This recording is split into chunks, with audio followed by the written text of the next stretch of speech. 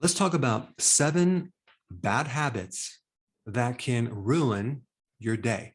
All right, number 1, eating a breakfast. Now, I know some of you are saying, I thought that skipping breakfast was a bad habit, or skipping a meal was a bad habit. Well, if you're new to my channel, you're going to find that eating breakfast is a bad habit, especially if it's carbohydrates.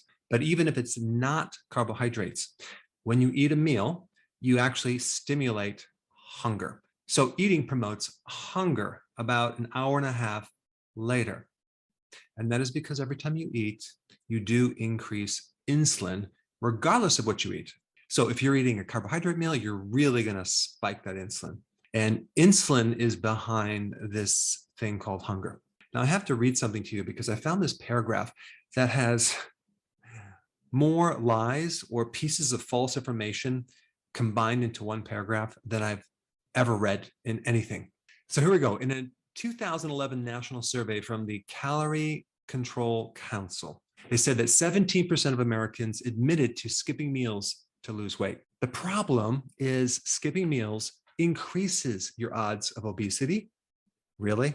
No, it isn't. How would skipping a meal increase you getting fat? Especially when it comes to breakfast.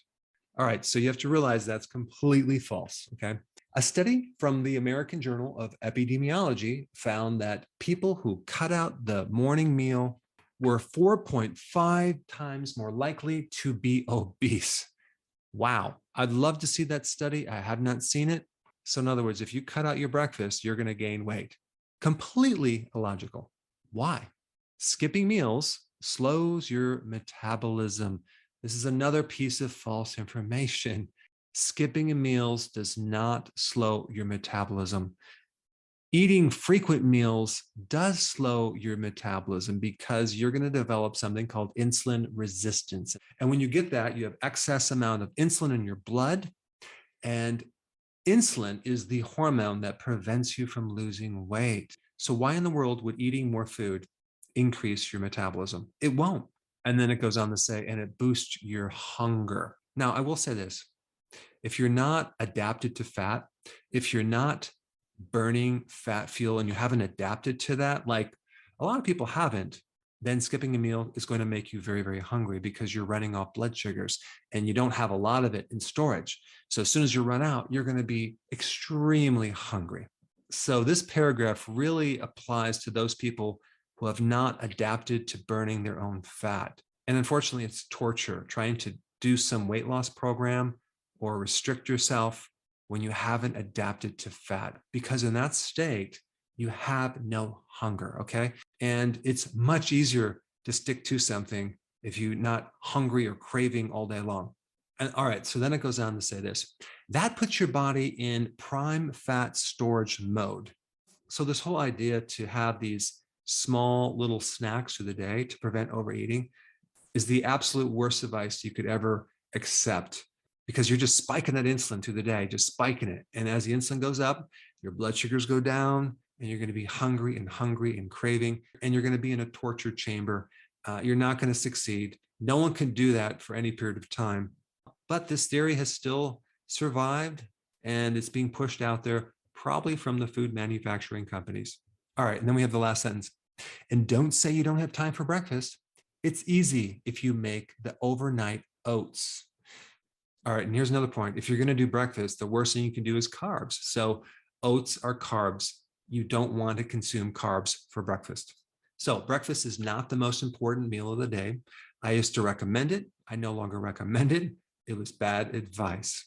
If you have a breakfast with carbohydrate in the morning, chances are you're going to be craving carbs later that night. All right, number 2, drinking too much coffee. And that was me, okay? I used to drink pots of very strong coffee. And what happens is that the caffeine in the coffee blocks certain chemicals that help you sleep. And if you have too much of it, your liver can't clear it out in time for you to go to sleep at night. So too much caffeine is going to keep you up at night. And guess what? You're going to be tired the next day. So I recommend just to do 1 small cup in the morning. You can also do coffee alternatives like cappuccino, like turmeric lattes, like matcha lattes, which have less caffeine because it's green tea, or just take a whole lemon with some water, blend it up, and drink that with a little stevia or electrolytes. And I would put that video down below if you haven't seen it. All right, number 3, grazing at night. Really, really bad habit that you have to break. It's probably the worst habit. And so at night after dinner, you just start eating and you don't stop until you go to bed. What's happening is you're just jacking up insulin. So your ability to fast through the night is gone. You're not going to be fasting. You're not going to be in ketosis. You're not going to be burning fat. You're basically going to have this spike of insulin. And that insulin is going to then keep you from losing weight. So the next day, you're going to be bloated. And probably in the morning, you're going to be hungry. You're going to give in to temptation to eat something.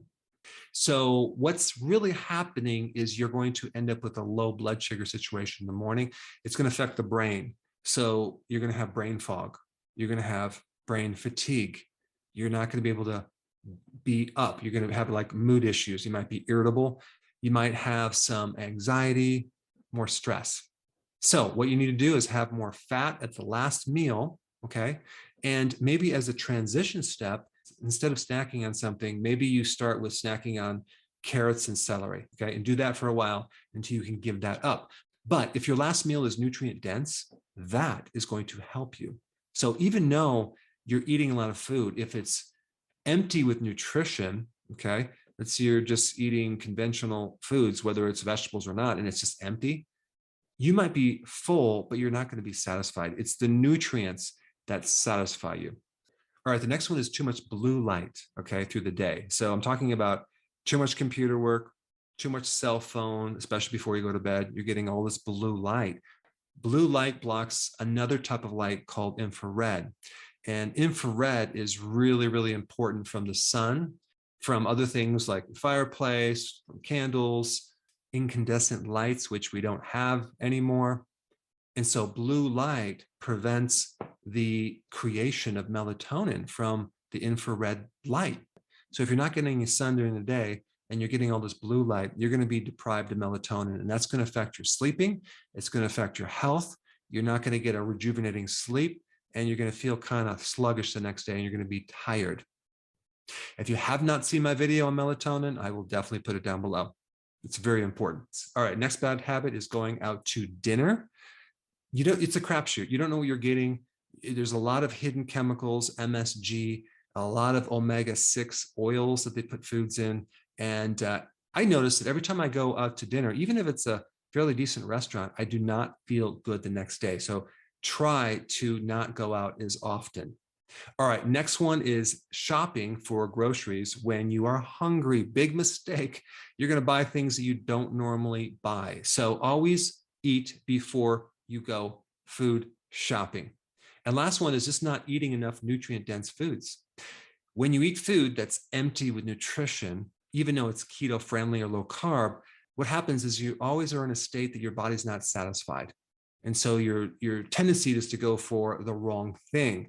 When you really have nutrient-dense foods, man, is it easy to overcome the cravings. It's easy to stick to things. You feel better. And the pleasure of that healthy feeling will allow you to stick to it long term. I think the next most appropriate video for you to watch, if you haven't seen this, is my video on melatonin. Fascinating. Check it out. I put it right here.